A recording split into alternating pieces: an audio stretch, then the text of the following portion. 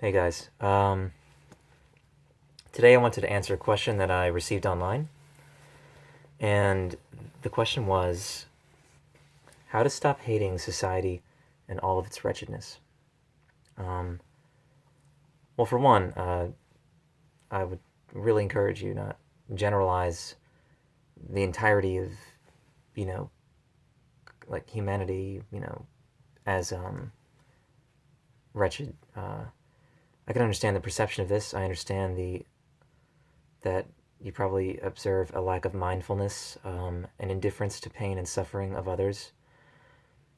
And speaking of pain and suffering, a penchant for violence. And you probably see everyone as very selfish. There's all these selfish people.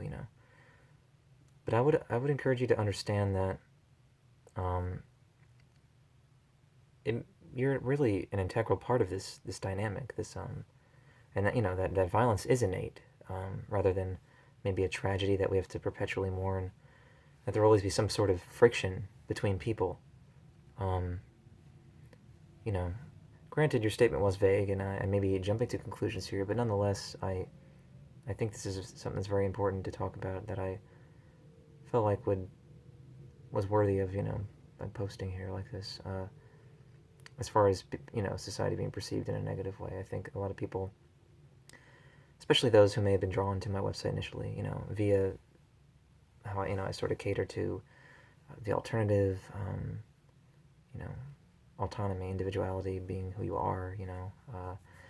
That usually entails a lot of feeling. There's like a very visceral component to all of that, and people of that nature usually happen to be sensitive, empathetic kind of people. Um, but there's a sort of air of not being reciprocated when you're like that. There's like this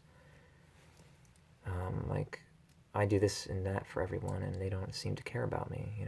Stuff like that. And why does no one care about me? Or you know, society is wretched. That sort of. I mean, and there are many aspects of it that are uh, less than optimal. Yeah, absolutely.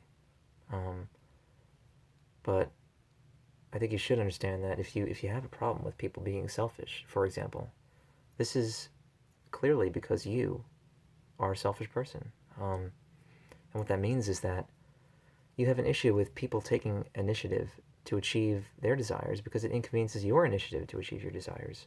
Because we all have these human biological needs that are, fundamental to our contentment and security.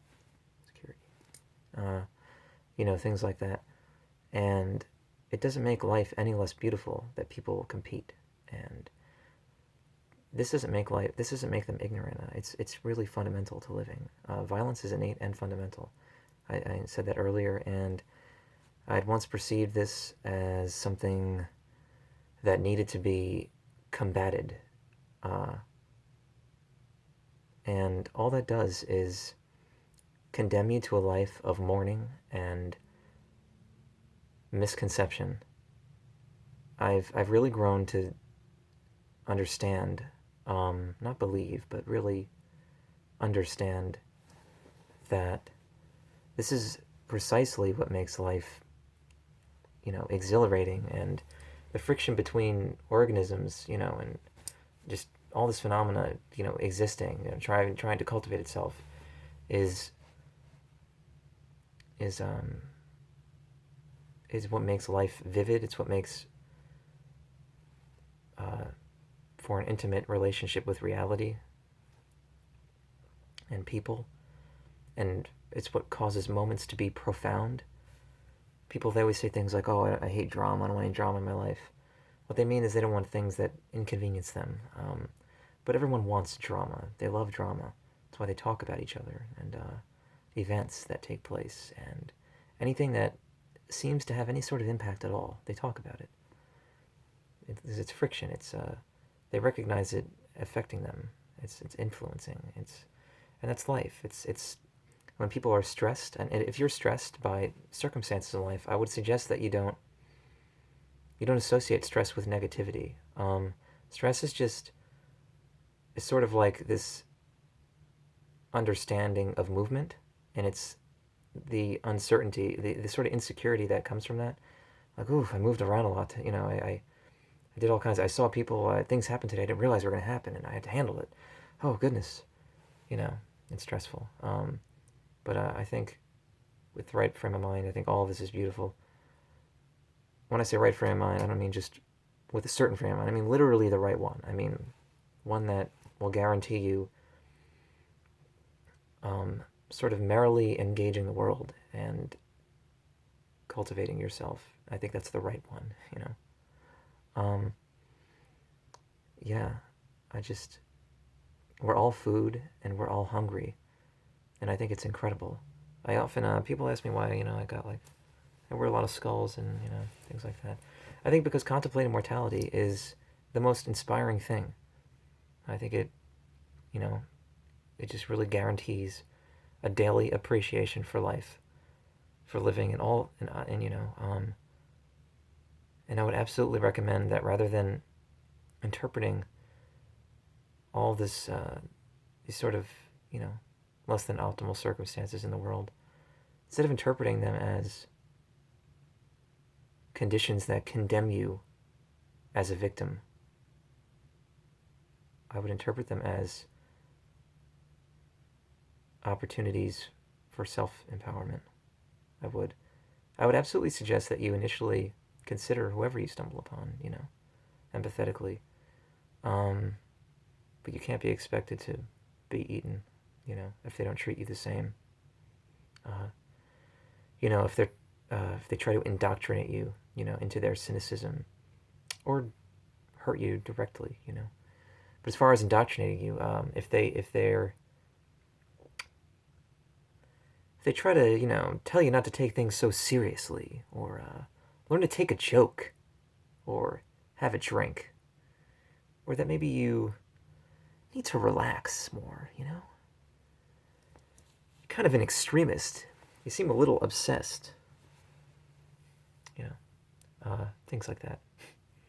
So if you find people behaving that way, uh, consider their perspective, if there's an actual argument present, and if not, disregard criticism like that, and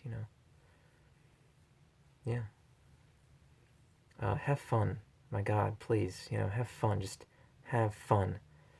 I used to always tell myself when I was younger, if you can only go so far into hell until you find yourself crashing through the ceiling of the heavens, and I really firmly believe that. Um, if you're at your lowest of lows, it can only get better, and so long as you do something, just get out of it. Get out of your house. Just confront people. Engage strangers.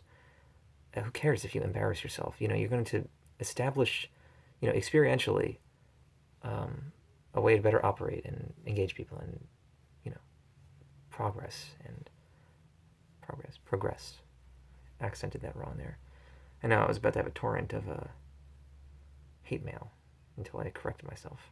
So, but yeah, I just wanted to talk with you guys really quickly, and yeah, because I just had a lot on my mind in relation to that one question, and I thought I would just document it, see if you guys enjoy that.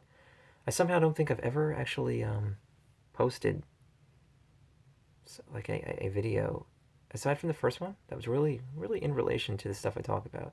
It sort of is just kind of like because I'm talking like I talk online, but I mean never really, you know what I'm saying.